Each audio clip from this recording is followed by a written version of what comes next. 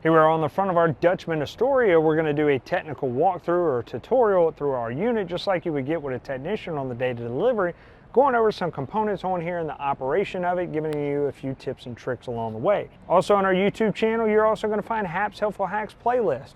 Now your unit may vary as far as what types of components on there. If you still have questions about it or you want a deeper dive, different brand, whatever the case may be, find that Hap's Helpful Hacks section. Also, click like, subscribe, do all those awesome things to help support the content.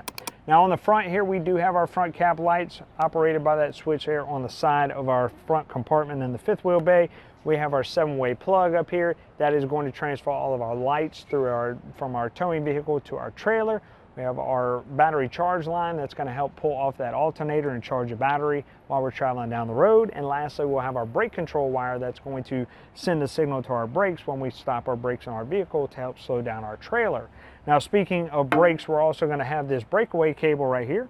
We can go ahead and pull that apart. That breakaway cable is meant to be able to be fastened to the truck itself, not your hitch. If your hitch is what fails, we want to make sure that this goes with the truck. It's going to pull that pin out of that breakaway box and activate the brakes on our trailer to bring it to a safe stop. And we're only going to be able to do that with a good 12-volt source battery. If we don't have a good charged battery in our system, that safety system is not going to kick in, it's not going to activate, and that trailer is going to keep rolling. So make sure we're maintaining our battery properly. We also want to make sure that that pin is inserted into that box and it's there all the time. That way those brakes aren't emitting whenever we don't want them to. On our kingpin storage to the left of it, we have our option to be able to run those front landing gear jacks down here at the bottom. It's very important when we drop those down, we leave at least 6 holes exposed. Otherwise, we might run out enough jack to actually level out our unit. Now, for that particular system, we can take our rod, insert it on the driver's side through that LP tank storage, and there's a hole that we can use to override this system in the event this motor goes out. Stick that post in there, we can crank it and operate that system. Now in here we have our battery storage. We also have our battery disconnect down there at the bottom with that red knob. We have power on, power off, and then remove cover. We turn it all the way and we can actually remove that cover. Opening it up and seeing some resettable breakers in there. Those should all be automatic resets. Nothing to worry about on the inside, but everything is contained in there for your 12-volt system for the outdoors. We have our tire link system. It is prepped. The wiring already runs up, powers up for that Lippert tire link system. If we want to get the monitor installed in there and have our sensors put on our tires, we can monitor that while we're traveling down the road. We're also going to have a switch over here to the left that's going to operate our front cap lights. Driver's side front storage compartment, we have our LP tank. We're going to have one on both sides. On one side, you're going to have your dual propane regulator. It's going to operate off of both of your tanks. You want both of your tanks on. That little regulator is going to have a selector switch. We choose left or right, whichever one we want to pull off of. That will now become our primary tank. It'll pull out of that tank until it runs dry and automatically swap over to that second one so we don't lose propane in the middle of taking a shower or cooking or anything like that. Of course, until that second tank runs dry. We can check that regulator. It should give us an indication that it's red, showing that that primary tank is now empty. We can turn that selector switch over to our secondary tank and have that previous tank refilled or replaced.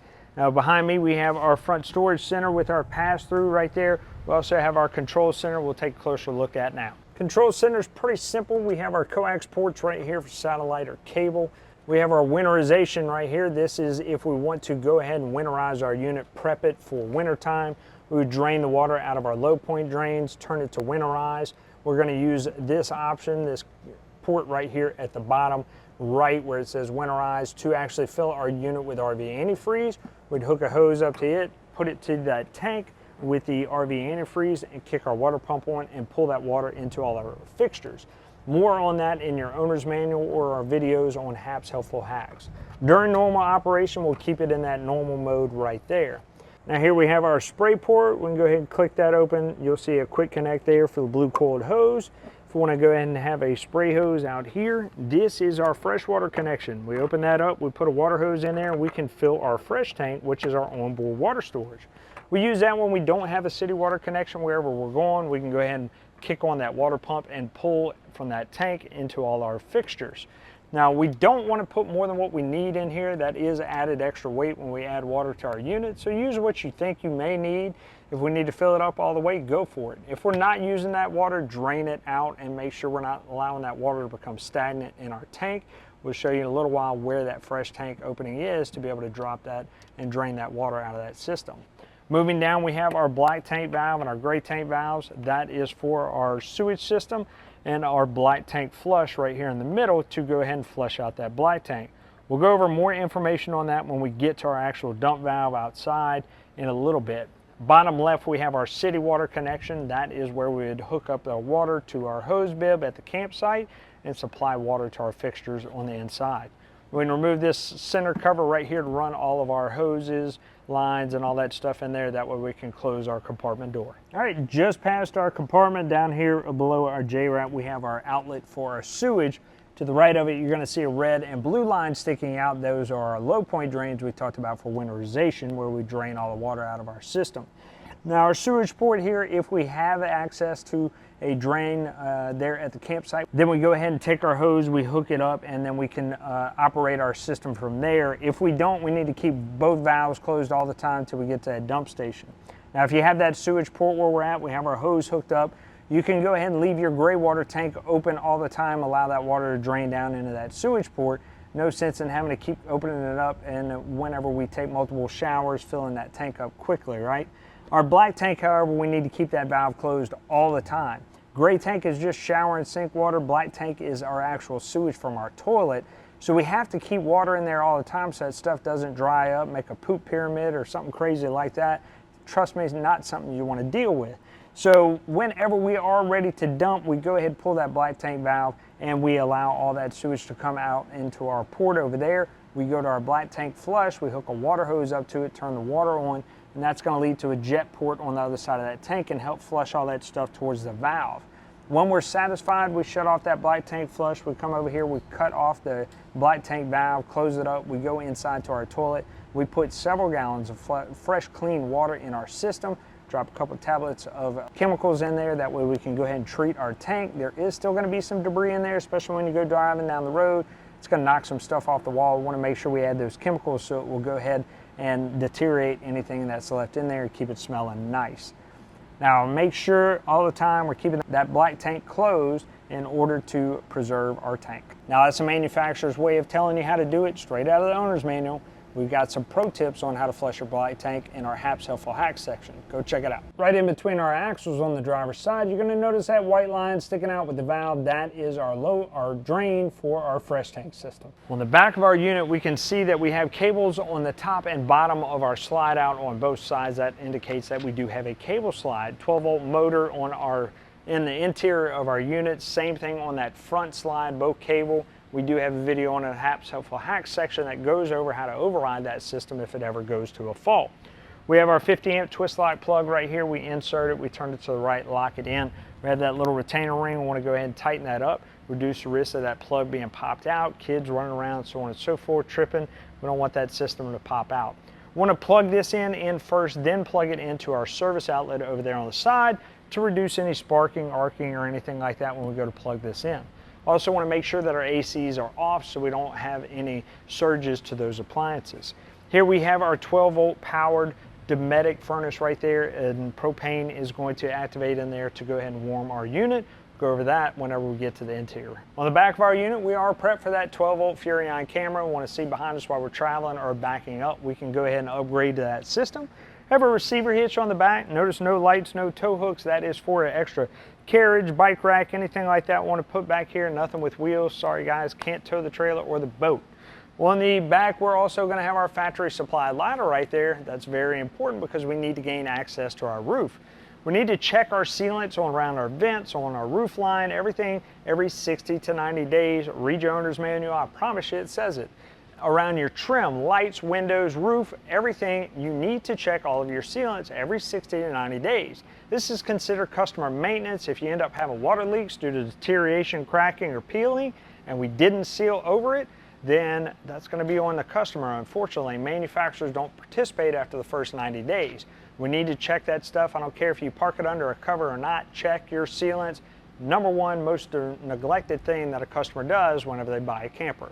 We also need to get up on that roof, clean it at least twice a year, and we also need to check for any pokes, holes, scrapes, anything like that from low-lying tree limbs whenever we traveled on our last trip. Our front compartment on the passenger side is going to reveal another propane tank, and that's where our regulator is going to be located right there, that dual propane regulator with our gauge. We're also going to have our front storage right here, that pass-through, and we have our solar controller right here with the solar on and off disconnect right there as well. You do have the option to upgrade your system to an inverter system. It is pre-wired in there. If you want to pull off of battery power, turn it into 110 power to operate some small appliances, we are pre-wired if you want to do that. Behind our storage compartment right here, we have our Girard tankless water heater. We'll go over the operation of that when we get inside. Moving down the line, we have our outdoor dorm refrigerator, 110 operated fridge. Keep our drinks cool outside. You need to keep in mind, anytime we plug in our unit, that system is powering on.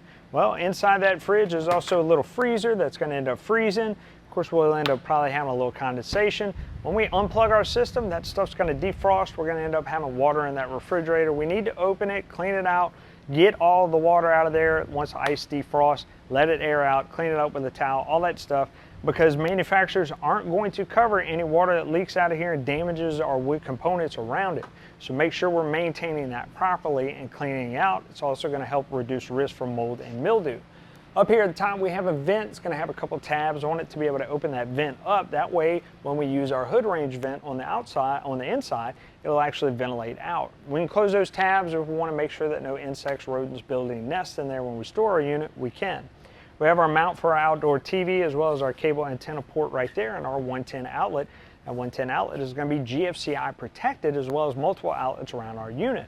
We have problems with those. We're going to go to the main GFCI located on the inside. We'll talk about it a little bit later. Here just past our door, we have our mount for our grill. We'll see a quick connect there on the frame for the LP system. It's going to have a little lever on it pointed straight at you towards that quick connect. We want to go ahead and shut it off to be able to actually hook that quick connect up on there, open it back up for gas to actually flow, and it's not going to let you disconnect it until you shut that valve off again. Under here, we're also going to see our electric stabilizers for the rear. Use our front landing gears to level it from front to back. If we want to level it from left to right, we need to get the stacker blocks, place them under our tires, and then we can go ahead and adjust it left to right according to what is needed based on the pad that we're at. When we're done, we go ahead and flip this switch, push it down, run those jacks all the way down until they hit the ground. Now these are stabilizers, not levelers. It will not support the weight of your unit, so we just want to put them firmly on the ground and help reduce the movement inside. We put too much weight on them, they will bend, break, strip out the gears on there, and then you're going to be left with the bill because manufacturers aren't going to cover that kind of repair.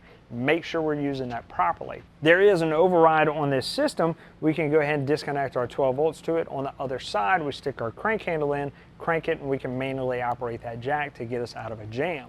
Now our awning is powered by 12 volts running in and out, push of a button. Our awning lights, once again, 12 volts as well. Now, important thing about our awning is it's sunshade mainly. We might shade us from a little bit of rain as well. We may end up having some condensation, light dew, anything like that, condensation from our AC get on there. The important thing is we don't allow water to puddle in the middle of our awning, otherwise it can collapse.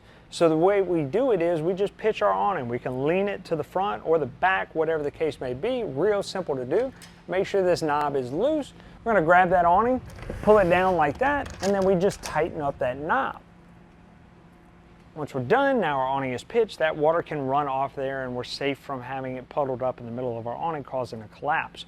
Whenever we're ready to put it back, hold our awning arm, loosen that knob right there, and then we can just let it go. We're ready to roll our awning in at that point. Now, when we have a bad storm rolling in, high windstorm, high rains, anything like that, leaving your camper for an extended period of time, roll that awning in. Insurance claim immediately as soon as that thing gets torn off due to bad weather or anything like that.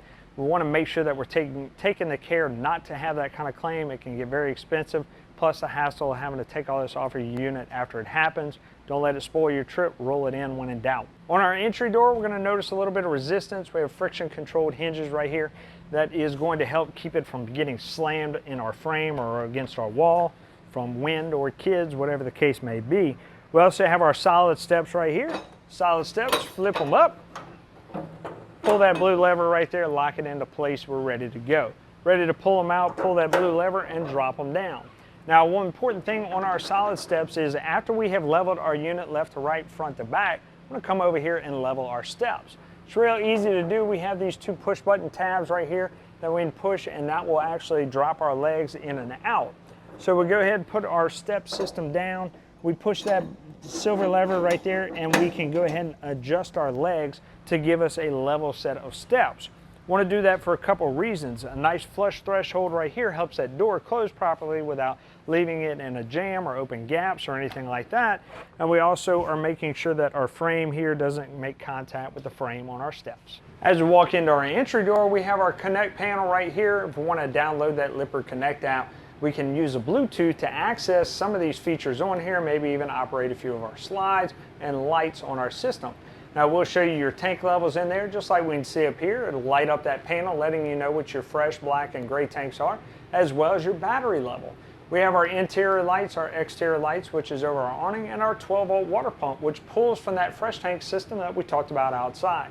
That pump only needs to be on if we have no city water connection. If we do, shut that pump off. And it is an on-demand pump. When we have it on, we turn our fixture on, it's going to run. You're going to hear that pump vibrate for a little while until you shut that faucet off. It's going to continue on for a couple seconds, priming up your system and then shutting off. If you hear it continue to run and you're sure all of your system is off, then you may either have a leak or your fresh tank is empty. In both cases, we want to shut that water pump off and investigate what the situation is. We also have our awning and our slide out controls right here, in and out. And all of this stuff is all 12-volt powered, so we'll consult our 12-volt fuse panel if we have any issues with the system. Our dinette booth can drop down into a bed. We have the little telescopic legs right here. We undo those latches. We can push our table down on these bumpers right here, move our cushions, and have more sleeping space. Ready for it to come up, flip those again, and then we can go ahead and raise our table. For our entertainment, we have our main TV in here with our coax for our antenna and cable. We also have our 110 fireplace down here. We'll go over more information on that now. Here we have our fireplace. We have a sensor right up here in the top right.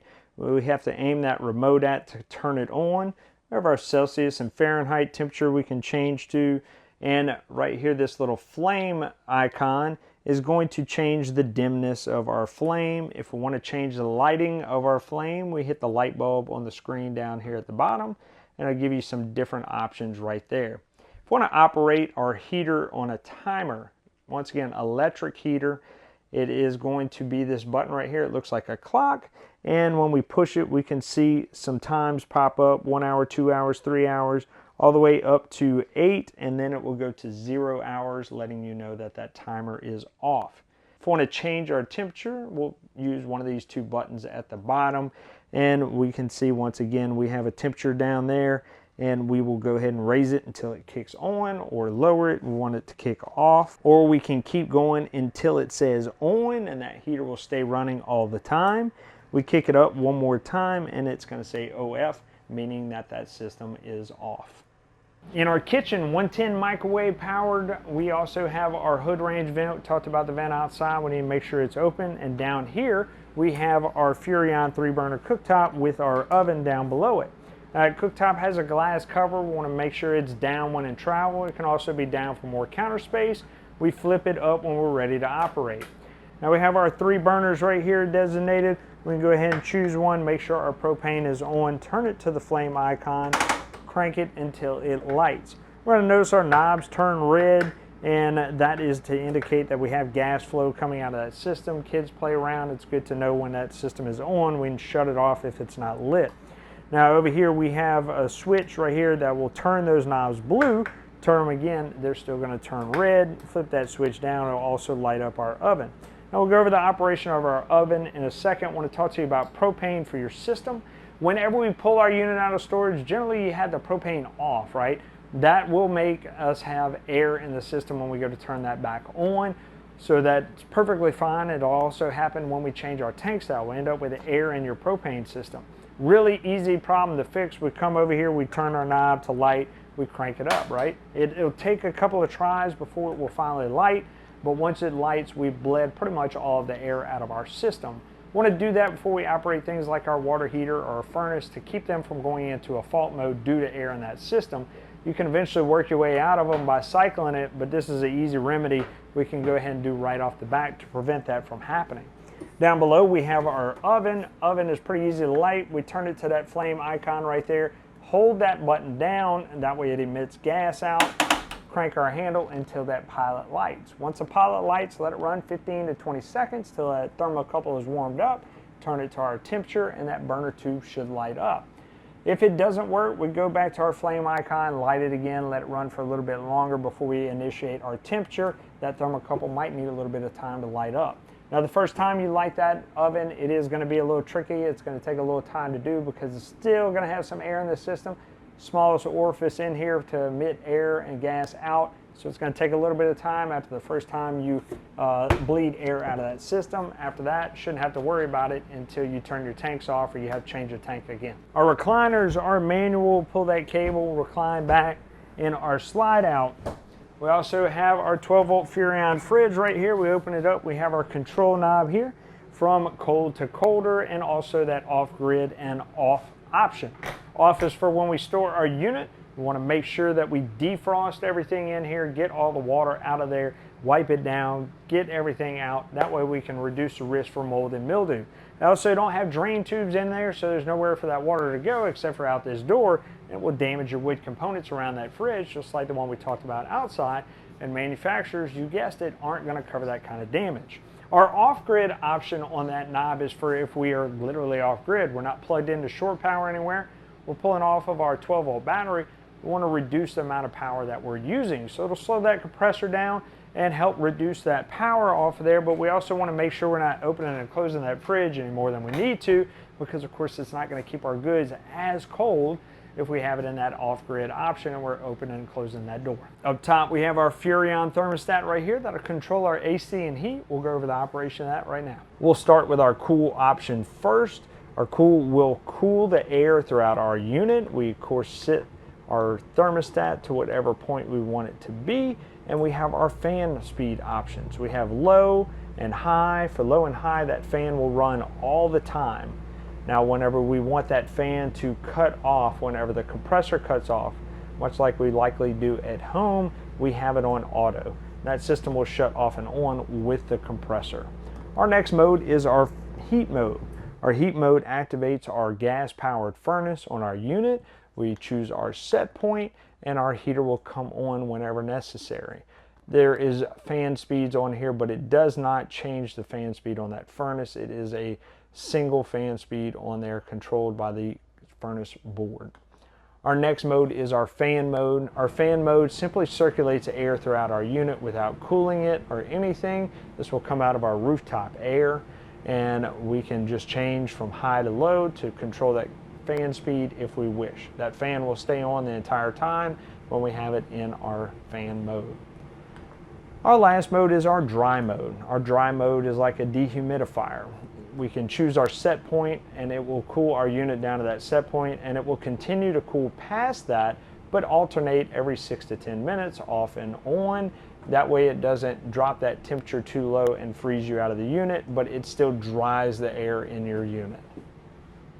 Another thing to note with our furnace is that the air is going to come out of the vents on the floor. It's not going to come out of the rooftop air. Your only rooftop air is going to be your fan and your cool and your dry. Your heat will come out of those floor vents from the furnace. Below that we have our max air vent control. It's going to control that max air vent up above our kitchen. 1, 2, 3, 4 for our fan speeds, fan off, and then fan vent open and close as well. Light right there controls our light switch and lights under our steps. And down here at the bottom we have our 110 and 12 volt control center. That's where all our 110 breakers are, 12 volt fuses. They're all labeled so you know what they go to. In the event we have an issue with some of these items, we want to come here and check that first. Down just below our steps we'll see our COLP detector.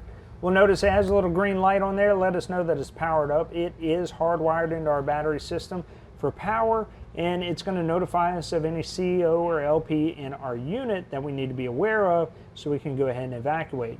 We do have an alarm test button on here. We want to go ahead and push that and test it every now and again, make sure that system works. It does also have an expiration date stamped on the front or the back of it. We need to go ahead and change it out whenever that expiration date comes around.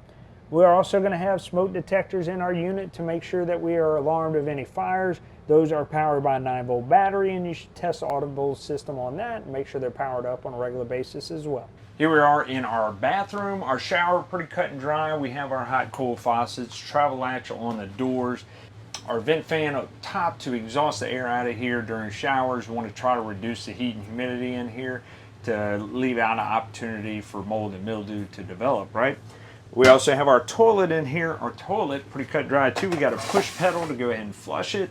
We're only putting number 1 and number 2 when we're talking about sewage in there. Number 1 is liquids. We can hit that pedal, flush it down the drain. Number 2, we have solids. We need to make sure we fill this bowl up with about half to 3/4 of the weight with water. We can do that by barely pushing that pedal down, and that bowl will begin to fill up. We want to make sure that valve is still closed down at the bottom. Water will fill up, and then we can go ahead and flush those solids. We'll make sure we have enough water to actually get that stuff down the drain into our black tank. Besides that, we're putting RV toilet paper only and chemicals in there. We want to make sure we put the RV toilet paper only so it degrades properly, and the chemicals to assist it in degrading.